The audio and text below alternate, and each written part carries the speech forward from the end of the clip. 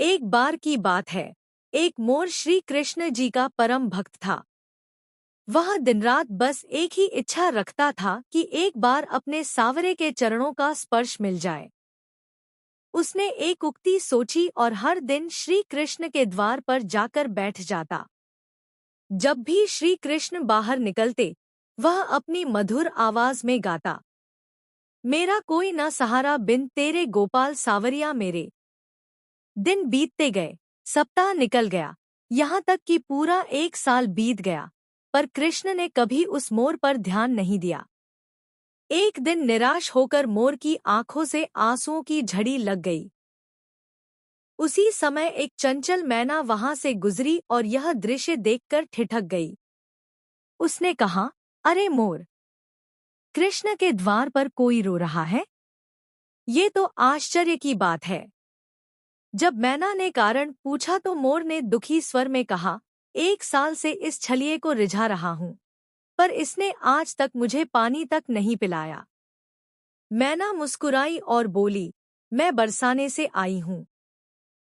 चल मेरे साथ, राधा रानी दयालु हैं, वे तुझ पर अवश्य कृपा करेंगी। मोर ने उसकी बात मान ली और दोनों उड़ चले बरसाने की ओर।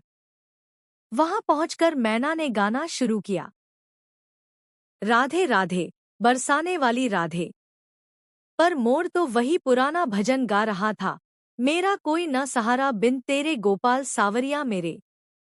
राधा रानी ने जब यह सुना तो स्वयं बाहर आई, मोर को गले लगाया और प्यार से पूछा, कान्हा से आए हो? मोर भावुक होकर बोला, राधे माँ, आज विश्वास हो गया कि आप सचमुच करुणामयी हैं। मैं तो एक वर्ष से आपके कृष्ण के द्वार पर गा रहा था, पर उन्होंने कभी मेरी सुध नहीं ली। यह सुनकर राधा मुस्कुराई और बोली, मेरे कान्हा ऐसे नहीं है। तू एक बार फिर जा और इस बार मेरे नाम का जप कर।